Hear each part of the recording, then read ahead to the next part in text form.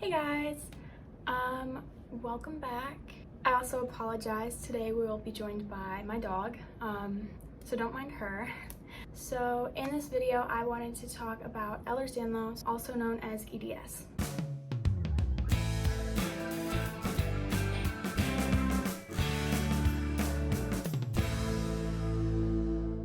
So Ehlers Danlos is actually a genetic disorder caused by a fault in the genes that determine how the body makes collagen. So it makes the body produce more, and that weakens the connective tissue. So the most well-known symptom of EDS is overly flexible joints. Most people have joint dislocation or subluxation, which basically just means that it's like halfway dislocated, but not all the way.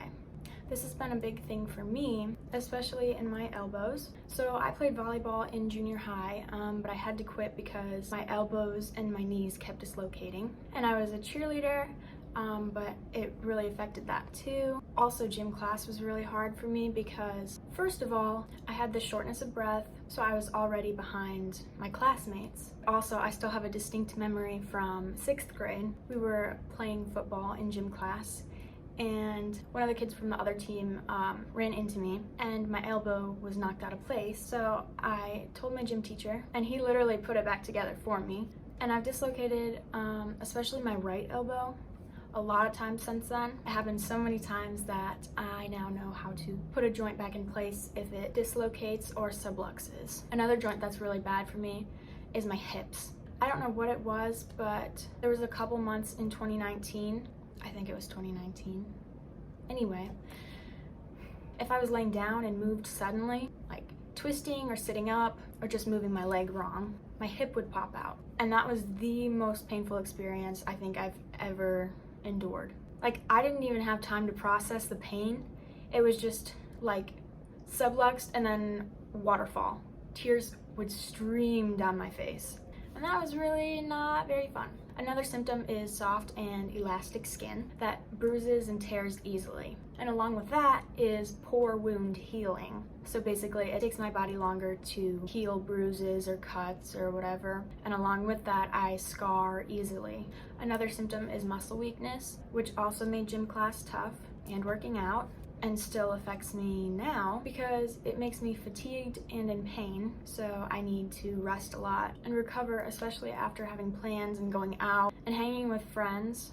I need a lot more time to recover than a healthy person would. And one last symptom that I'm going to talk about is brain fog. So this actually comes with a lot of chronic illnesses. It's not just Ehlers Danlos. I just didn't mention it in my other video because I forgot. But basically what brain fog does is it makes your brain like foggy, which I know at the end of my last video about POTS, I had a lot of bloopers at the end where I just sat and thought and tried to figure out what I was going to say next. I have a lot of instances where my brain just goes blank and I have to try really hard to remember what I was talking about and what I was going to say next. It makes having conversations difficult. It affects my schoolwork and my actual work, which has caused me to fall behind, but we'll get into that another time.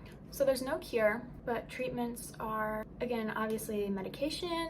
A lot of people do physical therapy, and working out can help, especially strength training. If you work on strengthening the muscles around your joints, it can make them tighter so that you don't dislocate or sublux as much. Another treatment is joint braces or medical tape. When I was in volleyball and then my last couple years of gym, I wore an elbow brace for my right elbow because that's what kept popping out of place, even though I was kind of embarrassed, but it did help a bit, so that's okay.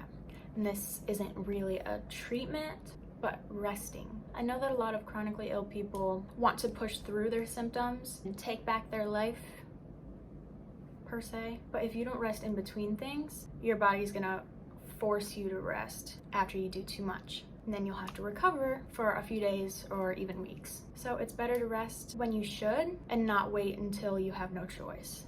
So Ehlers Danlos is associated with gastrointestinal problems and autonomic disturbances of the heart rate, blood pressure, and temperature regulation. That's why so many people with Ehlers Danlos have POTS. Because of the weakened connective tissue, the body can't really regulate all of its functions. And so with the autonomic disturbances, It's also associated with anxiety, which I kind of explained before, the connection between autonomic problems and anxiety. And then hearing all of that stuff, it makes sense that it would also be associated with depression a lot. So Ehlers Danlos is actually pretty rare, and every case is different. So everything that I talked about in this video applies to me, but it doesn't apply to every single person that has Ehlers Danlos. Okay, one more thing before I go. I wanted to mention that in my bio, it says I'll be posting every Sunday at 3 p.m. Eastern Time, and that's my plan, but please understand that chronic illnesses can be super inconvenient and unpredictable. I'll try my best to make sure that I post at that time,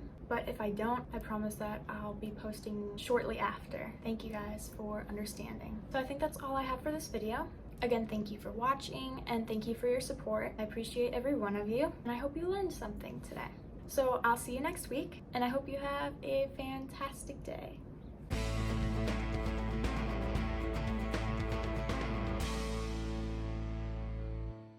Ehlers Danlos is associated with gastrointestinal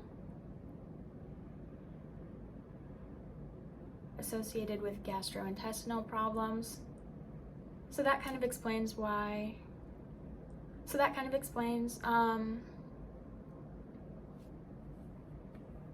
So many people who have Ehlers Danlos also have POTS and vice versa. So many people have. That's why so many people with Ehlers Danlos have POTS, because of the weakened connective tissue. Because of the weakened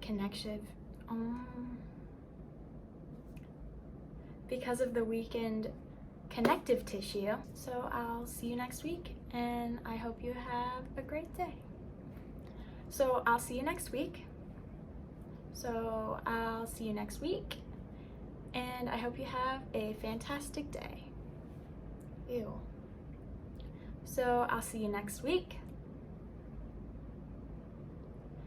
and I hope you have a fantastic day. And I hope you have